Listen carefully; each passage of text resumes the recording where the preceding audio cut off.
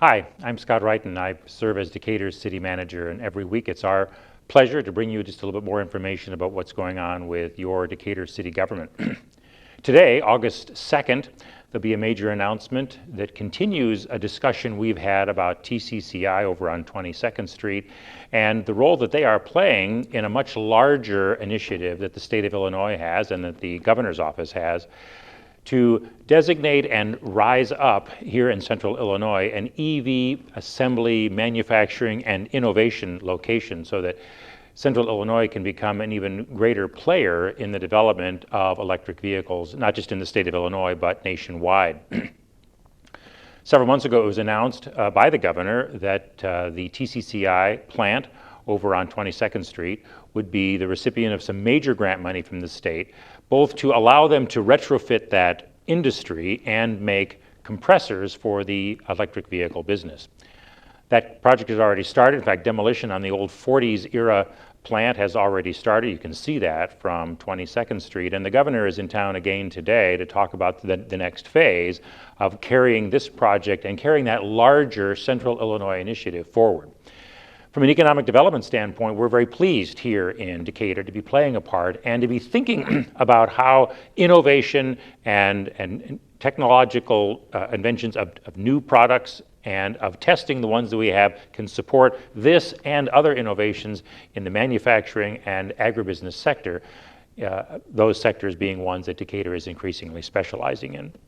So we're pleased that we're not only a part of the discussion, but a part of the action that is placing Decatur on the map, not just with regard to EV, but with regard to industry and agribusiness innovation in general.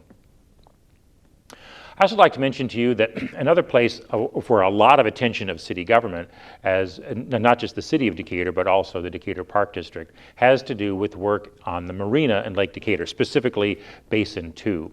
Over the last 2 years, you may have seen if you drive by on Lakeshore Drive or been down there at the lake for Lake Fest or other activities at the lake's edge, that the city, in cooperation with its partners, the Decatur Park District and G&H Marine, have been building additional marina structures and boat storage, boat slip and dock facilities there. In 2024, there'll be a larger scale and extent of capital improvements there adjacent to that same area, between the beach house all the way down to where those existing docks are. The extent of that construction is significant enough that we are working with the Park District to have some public meetings and display some additional information about what these improvements might involve on the pier with additional docks, with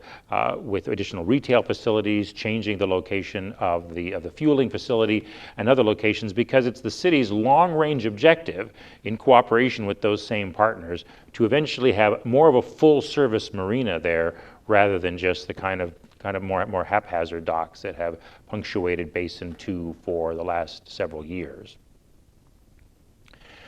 Finally, I'd like to talk a little bit about a project that we announced earlier this year, but I'd like to give you a little bit more detail on. We call it an urban ag project, and it's in the Old King's Orchard neighborhood. For those of you who might not know that name, Old King's Orchard, it refers to a formerly residential neighborhood immediately north of the Central Business District, bounded on the east and the west by Business Route 51 in Monroe, and on the north and the south by the Norfolk Southern Tracks and Grand Avenue.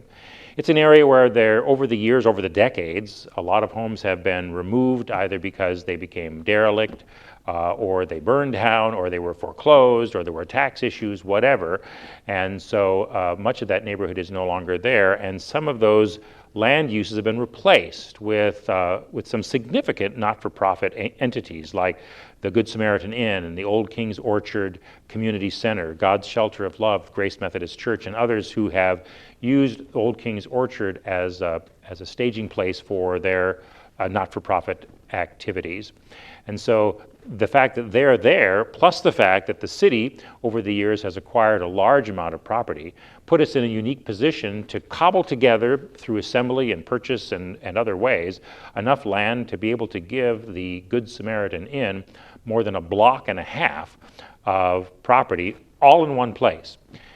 that they can use for urban agriculture. Now, when people use the term urban agriculture, sometimes what comes to mind, and certainly a lot of other cities have done this in some of their older neighborhoods, is they take a vacant lot and they put 20 tomato boxes on it or grow some other vegetables and fruit, and the neighborhood sort of shares in that. That is urban agriculture, it's community gardening, but that's not what is envisioned here. What's envisioned here is that because they have such a larger tract that the Good Samaritan Inn can actually use it for mechanized agriculture and do larger scale agricultural operations in this urban setting. It's great for us because it's a repurposing of land that the city struggles with the decision about how should we reuse some of this land. It's ideally located because it's adjacent to some of those other not-for-profits.